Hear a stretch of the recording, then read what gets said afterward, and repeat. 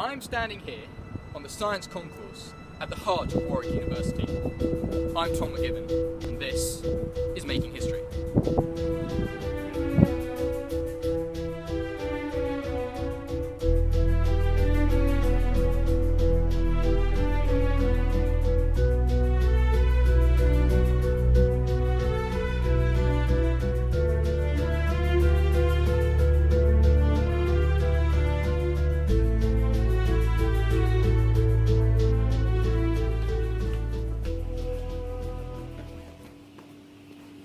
Today, I'm in Warwick Library, and I'm going to examine how history is represented in fictional sources. The example I shall be using is Steven Spielberg's classic 1998 film, Saving Private Ryan, starring Tom Hanks. The film tells the story of a squad of 8 American soldiers in the week after the D-Day landings in Normandy in World War II. After surviving the onslaught of Omaha Beach, Captain John Miller and his men are sent on a PR mission behind German lines to save a paratrooper named Private Ryan, whose 3 brothers have all recently been killed in the war. Despite many challenges, the company succeeds in its mission, but at a terrible price, with almost all the company perishing by the end. This is certainly a gripping film, action-packed, emotional, and exposing the horrors of war to a Hollywood audience. But as a historian, surely the first question to ask is just how accurate is this film?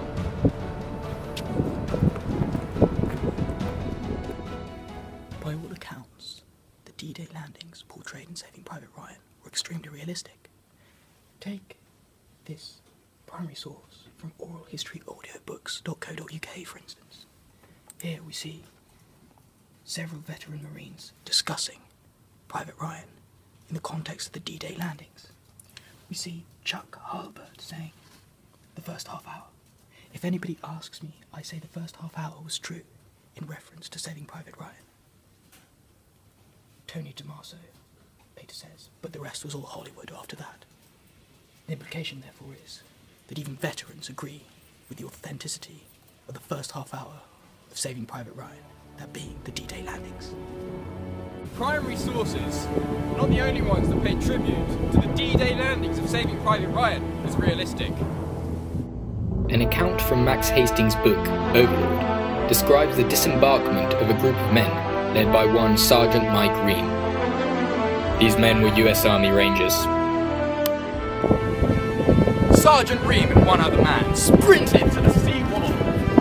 And as Sergeant Ream turned around, he realised that his comrade lay dead on the ground.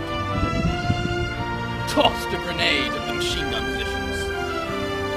We can see similarities between this and Saving Private Ryan, despite the fact that this book was written 16 years before the film was produced. Thereafter, however, the film delves into fiction. There's no record of any squad of soldiers ever sent to save Private Ryan, or of any Captain Miller. Meanwhile, as one of the veterans pointed out in the oral history source, there are moments of dramatic effect, made purely for Hollywood. An example of this would be the intense argument between the squad as to whether to kill the German prisoner captured by the machine gun position.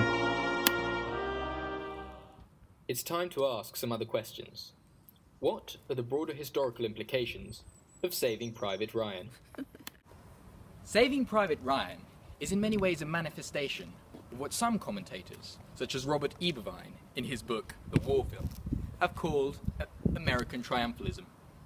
This is the collective memory of the United States regarding World War II, the suffering and heroism of their troops, and the triumph of good over evil. The film's patriotic element is hard to miss. The opening shot is of a large pan-American flag, and the scene is set in an American cemetery in Normandy, where the aging veteran James Ryan is crying over the grave of his saviour, Captain Miller.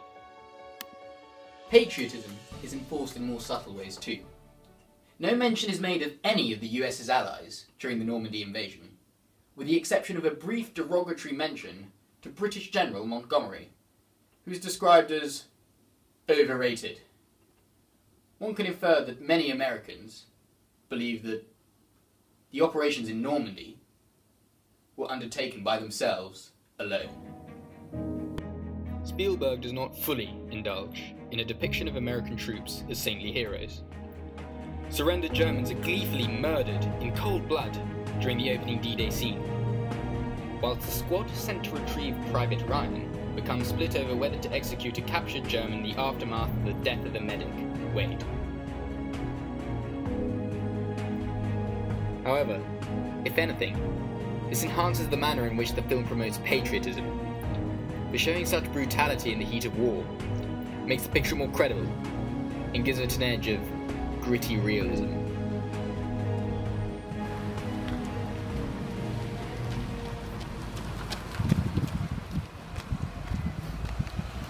A nation's collective memory of an event, such as the American perception of World War II, will often seek to exaggerate a particular set of political ideals.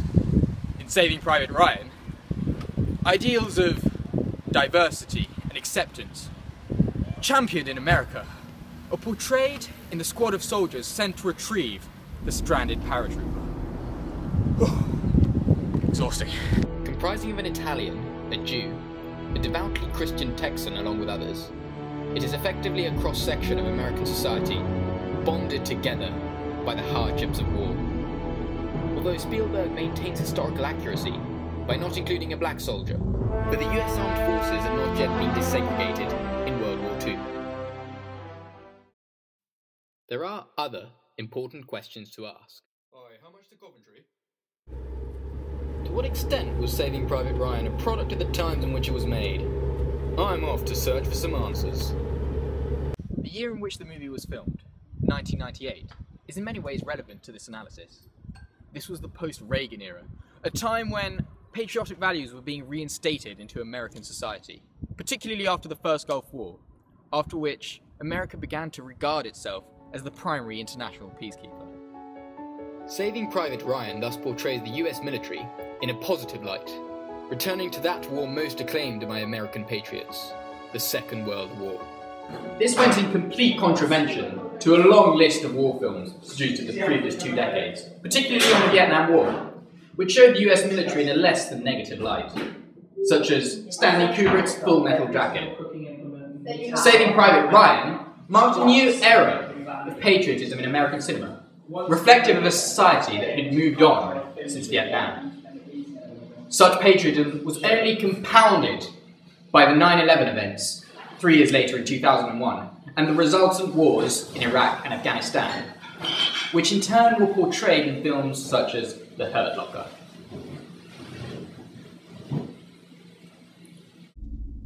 Overall, it has therefore been established that in terms of accuracy, it is the first 30 minutes of Saving Private Ryan, the D-Day landings, which are most historically accurate.